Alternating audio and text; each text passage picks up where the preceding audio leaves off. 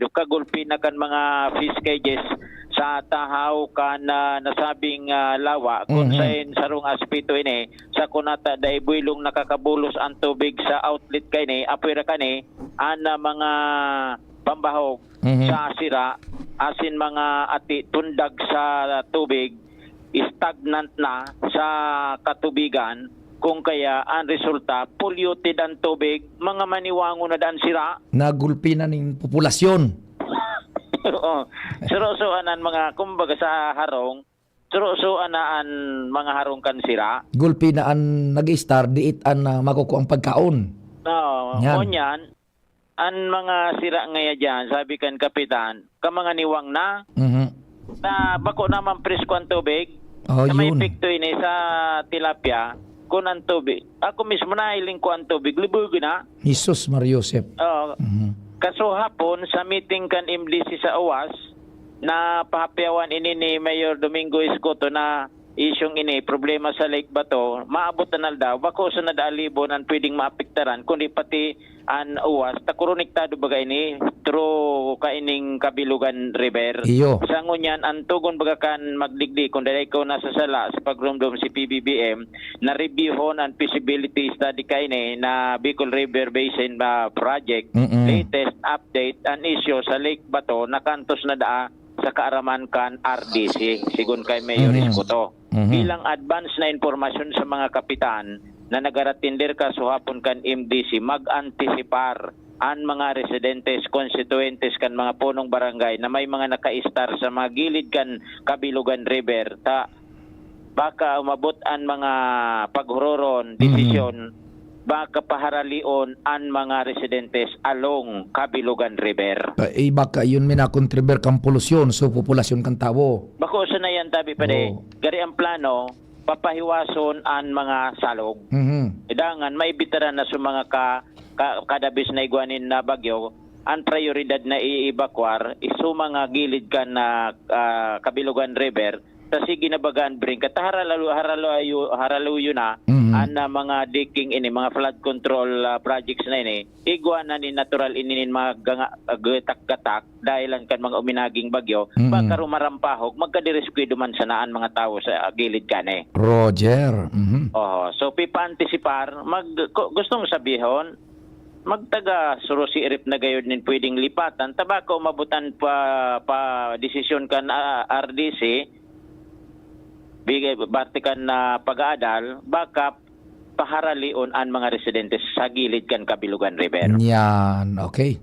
Yan tabi pa de mga dagdag na informasyon Jimmy Nasalita DCGB News.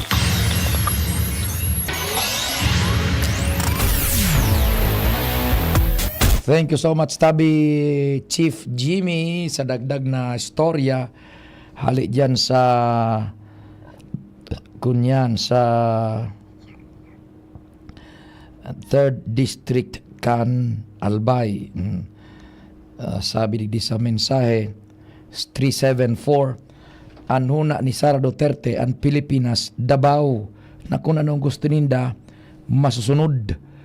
Well, in a sense aram po nindo ining mga Duterte haloy na nagrenar ini sa politika sa Davao.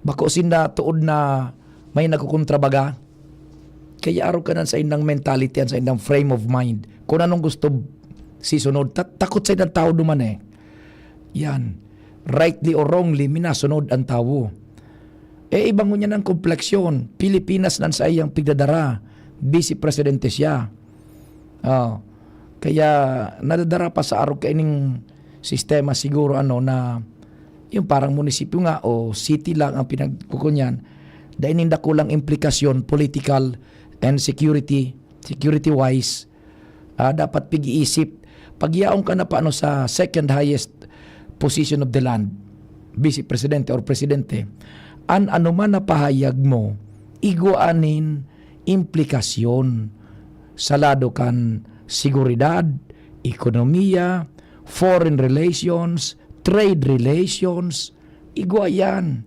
bakuan na yang kasana sa munisipyo o sa syudad na kamong makipin dyan, kamong pigtatakutan, sunod sa nang sunod. Bako, iba na pag-araw ka initabi. Yan. So, duman iyo, pag bongkara si Sara Duterte, gilidabok gani ba kay ni so, ano ito? So, sheriff, binogbog ba kay ni so sheriff? Talagang may isog, ano. Kaya lang dapat, isa lugar man, madadamay ang bilog na Pilipinas, sa araw kayo ng mga pangyari. Makamurumundo. Because nakunya na tainted ng maray ang institusyon na iyan por dahil sa mga araw ka ng mga pangyayari. Anong advice mo, Chief Tech Ramir? Pwede na ba? Si Chief Jim, may minabulta? Ano ba? May standby? Sino standby? Sige, si Pading Jomar na bien, may dagdag pang istorya hali dyan sa 1st District Analbay.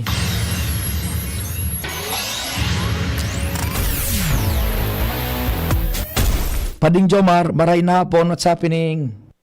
Salamat, Pading Pio. Maray na po sa mga parantabay. Tapos na o hamana itong remodel, pag-rehabilitar kan second floor kan public market extension kan Tabaco City o itong sumasira office section. Ini ang kinumpirmar ni Engineer Nico Bongalos kang City Engineering Office kan Tabaco City sa mga miyembro kan sangguniang panglungsod sa ginibong session kasubago.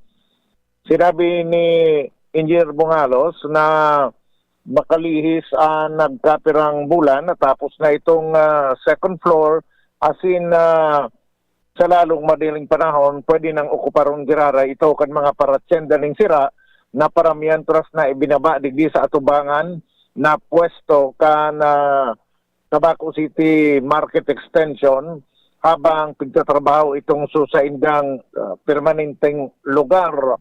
Ngunya na hapon pigupo na ang pag-urolay sa may koneksyon sa pag-turnover kan naunang bita na edifisyo o naunang bita na floor na remodel hali sa kontraktor pasiring sa lokal na gobyerno kan Tabaco. Kaya ba man sa pagpupuna ng pag-uralayan, ang sistema kan pagbabaralyo kay ni mga paratsenda asing kung si isay man ang maurukupar na kaitong pwesto ngunyan kan mga parasira digdi sa atubangan kan naunang bita na merkado publiko na babakantiho na maninda oras na sinda magbalik na duman sa dating pwesto sa second floor. Yes. Nagigiramduman pa rin piyo na ang mga paratsenda kang sira iyo ang pinabaraba ng una digdi sa katubangan na pwesto dahil lang itong sa second floor na fee section iyo ang papakarayon pigbago ang design. Yes. Kulit kadakul-dakul na pwesto sobra-sobra ang pwesto kaysa interesado na mag-okupar. Yan. Kaya design na ginibo bigbawasan sa pwesto kan mga parasira as in pig-design para sa ibang mga paratsenda maging pwedeng para sa mga karinderya. Ang sa naunang bitan man na pagbabalyo, dumaan naman sinara ni City Administrator Alwin Nunez itong sa mga day nagbabarayad, itong sa mga moroso, may mga moroso, daday na interesado pa gayon magbarayad kung na dai na sinda pinaawanin pwesto digdi sa paramientras na pigbalyuhan. Kaya ang mga nakapwesto niya digdi sa paramientras na merkado publiko anas ini updated anas sa mga nagbabaraya din mantang so nagsasarayo man ang magbayad especialmente so iba nga ni palambako naman talaga sila nag-ookupar kang pwesto iyo anday na nataawanin pwesto arog man kanya ang sistema kumbaga sa pagbabalik ninda digdi sa dating pwesto, sarang-sara na yun dahil ang sulament ang existidong parasyenda ngunyang kang sira, iyo itong mga updated asindainin mga moroso. Kung naarin tabi paningpiyo, ang baralyuhan na yan, mahamon na yan sa mga masunod na pag-ururon kan mga opisyalis kan merkado publiko sa mga maabot na aldaw. Yan tabi pa diyan mga dagdag na bareta, Jomar Bian, DCGB. Salamat kumpadreng Jomar. And salamat man kan sa inyong pag-antabay, mahal na Diyos ang magbantay. Nadagog nindo ang mas pinagayon na programang Bicol